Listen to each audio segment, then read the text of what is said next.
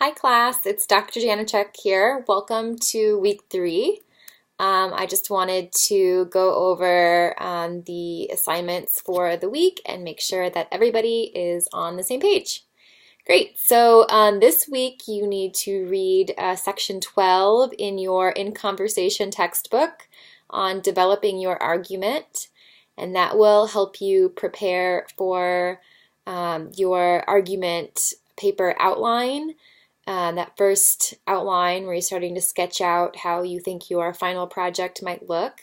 And that outline is due not until Tuesday at 11:59 p.m.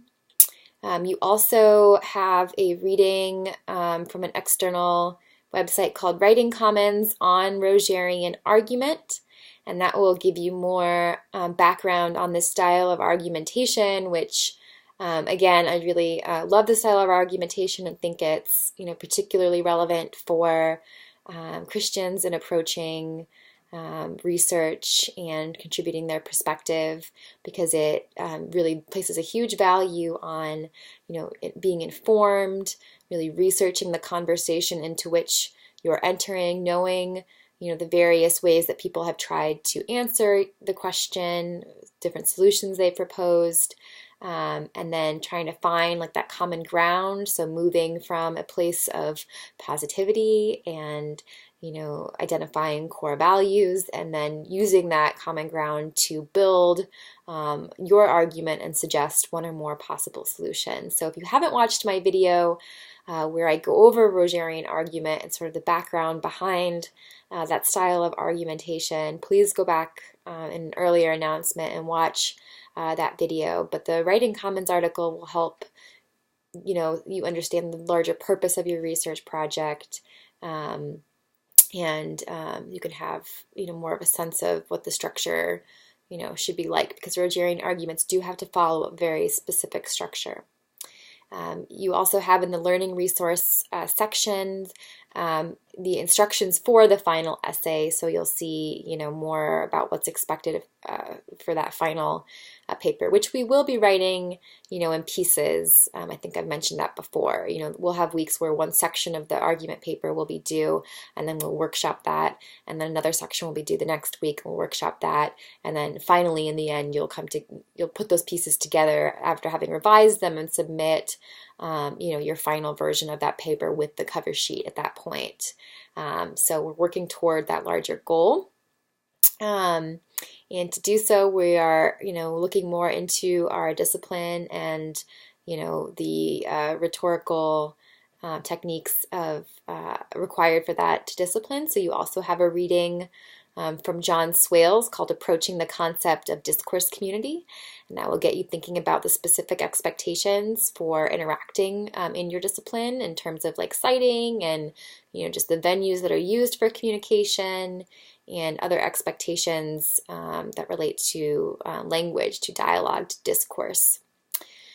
And that reading will inform your discussion post for this week, which asks you to talk about how your discipline meets those 6 criteria that Swales outlines for a discourse community. So you'll want to be very clear about how your discipline functions in those 6 ways. And I think the assignment asks you to give 2 to 3 very specific examples of that. So for instance, one of the questions or one of the points for a discourse community is that requires means of intercommunication between members. Well, absolutely my discipline of English literature has those. We have listservs, for example, and then I give some specifics about what specific listservs that I participate in. Or, you could give some examples of listservs that exist in that discipline. Maybe it's email in your discipline, or, maybe there's message boards, etc. So think about, what specific examples that you can bring to the table to support your points. So that first discussion post is due Saturday at 11:59 p.m. and then you do have 2 100-word responses that are due Tuesday at 11:59 p.m. Okay, and then most immediate is you have 4 videos from the library on different topics. You need to watch those 4 videos and take the associated quizzes, and those are actually due Thursday at 11:59 p.m. So right away, the second day into this week, we have an assignment due, those 4 quizzes that are auto-graded in Brightspace. So make sure that you don't forget about those. And then in the learning resource section, you should also look at the example annotated bibliography. And because for Saturday, you are starting to build your annotated bibliography, which you'll add to in a coming week. You need to find 3 authoritative sources, so not your encyclopedia entries. They need to be 3 academic sources, and for each one, you will give a summary of the source, 1 paragraph summary, and then you'll have a separate paragraph where you evaluate the source, so where you talk about, the credibility of the source. You can assess whether there's any logical fallacies or any problems in the argument that you can identify. And then also you can talk about its usefulness or relevance to your particular topic. Like, how do you think that this resource will be valuable to you in your specific research project? Where do you think that you plan on bringing it in? That sort of thing. So each of those paragraphs should be under a larger citation for that source. So you'll have a full citation, and then you'll have a summary paragraph, and then you'll have an evaluative paragraph. And each of those paragraphs should be 150 words. So you'll have 900 words total, 300 words total per source. So those 3 annotations, those 3 sources with their 2 paragraphs are due Saturday at 11:59 p.m.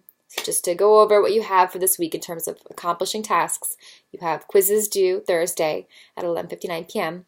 You have an initial discussion post due Saturday at 11:59 p.m. and 2 response posts due Tuesday at 11:59 p.m.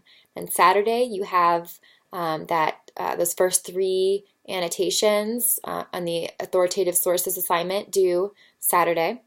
And then Tuesday you have your argument outline due as well. So things are going to start building up from here on. So make sure you're staying on top of the assignments.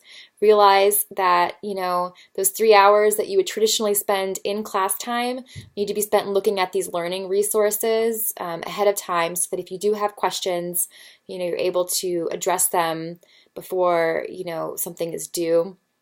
And these tasks aren't things that can really be accomplished in, 1 or 2 hours. It is expected that you're, attending to these things throughout the week and giving them sufficient time, because it does take time to develop, arguments and do research. So just make sure you're, aware of the time commitment that these things do take.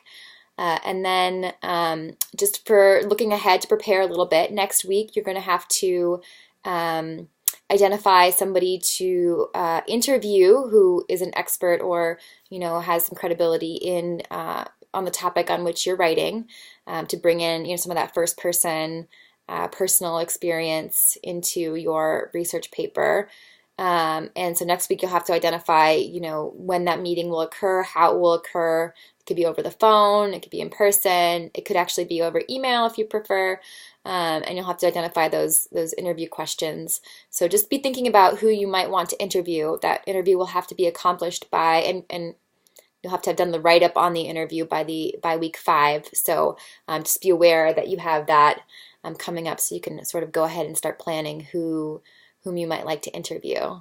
Okay, so I think that does it for week 3. If you have questions, feel free to reach out to me if you want to discuss your research topic and strategies for approaching it. I'm happy to meet with you, and that's all I have for now. Thanks, class.